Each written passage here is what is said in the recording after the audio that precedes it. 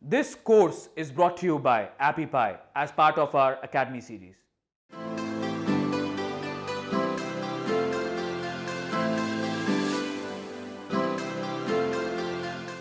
So, how much should you charge for your app? Well, first of all, should it be free or paid? And then if it's paid, how much should you charge?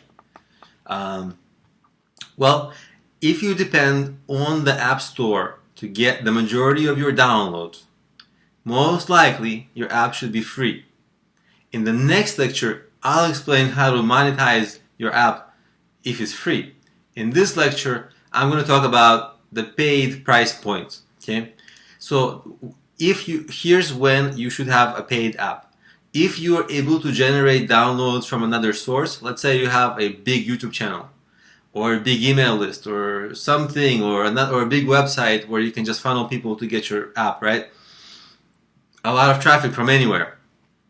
Well, then you don't need to rely on the App Store as much, and you can make money immediately by, charging upfront for the app, right? Instead of getting free users and then having a headache of figuring out how to monetize them. So if it's free, if your downloads are going to come from the App Store mainly.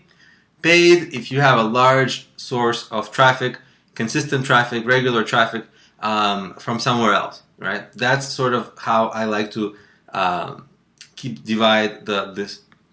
So let's say you charge for your app, right? Well, obviously, 99 cents is the minimum. Sometimes you want to still get a large volume of downloads. If you're after volume, because maybe you want to influence search engines, like the App Store search engines or whatever, or 99 cents is good, 1.99 is also good. 2.99 is the top tier of what's considered cheap app prices. Okay? After that, perception is going to say, okay, this app is no longer cheap.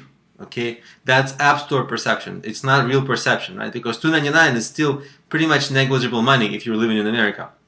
You almost can't buy anything with that anymore, right? But maybe a little bit of like some grocery, but that's it, like half of something.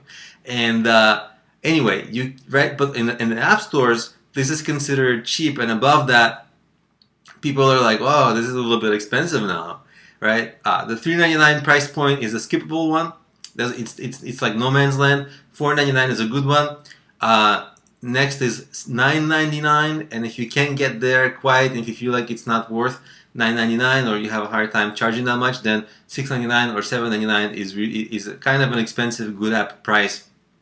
And again, 99 cents is a little bit of a tricky price because few people are going to want to pay, right?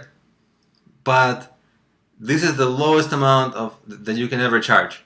99 cents, right? So it's kind of like it's a no man's land because, again, few people will pay, but the ones that do, you've got to extract as much money of them as possible, but you're only charging 99 cents. And soon after that, as you can see, people start feeling like you're charging expensive prices and just get mad at you or something, right? And leave bad reviews like, oh, it's too expensive, what a ripoff. So the App Store pricing are very complicated because that user is trained in a very strange way where they think $5 is expensive. I mean, how are you going to extract a lot of money from such a person, right? There are tricks, and we'll get to it in the next lecture. It's gonna have to do with making money from users from the inside of the app.